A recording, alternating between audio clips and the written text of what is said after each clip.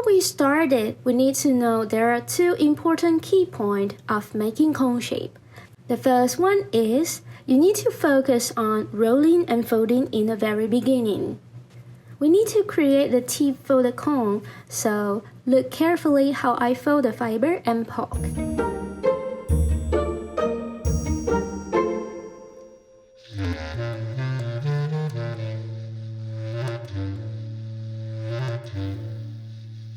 Now we get the tip of cone. The next key point is poking direction. I will use this one as example to explain the poking angle. If we chop it into 3 sections, the top section we will poke with 45 degrees, the middle section we use about 45 degrees to 90 degrees. The bottom section we will use narrow angle close to 0 degree. Okay, let's poke the cone now.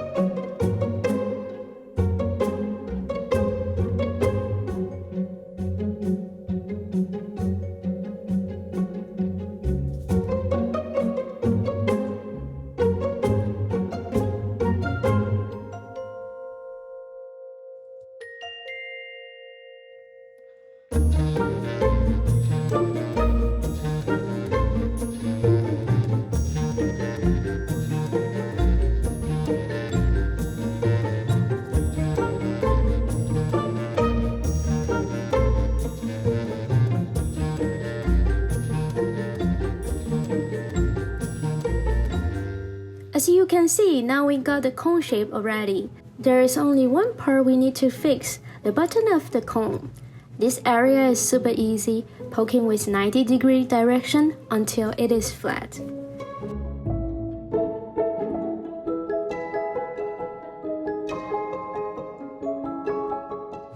You can color in the cone shape with any kind of color you want. And this time I choose the purple color to color my cone shape. And remember, when we are doing the coloring, we don't need to give a deep depth into the work.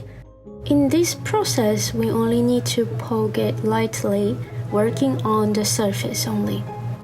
Look at the slow motion of my needle, how it works on the surface.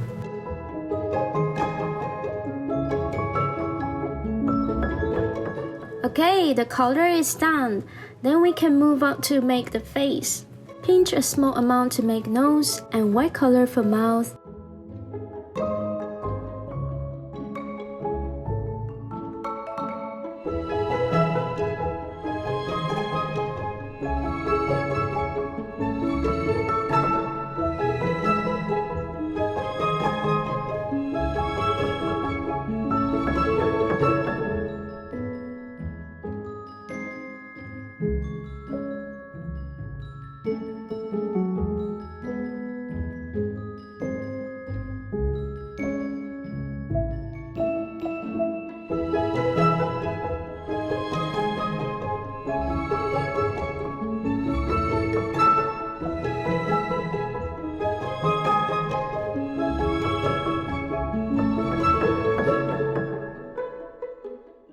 And the last step is giving the plastic eyes on the cone.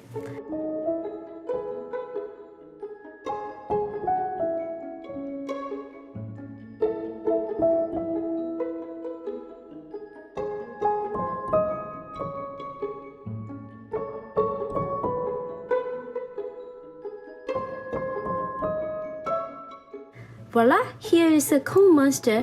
If you want to make it more alive, you can make white arms and legs.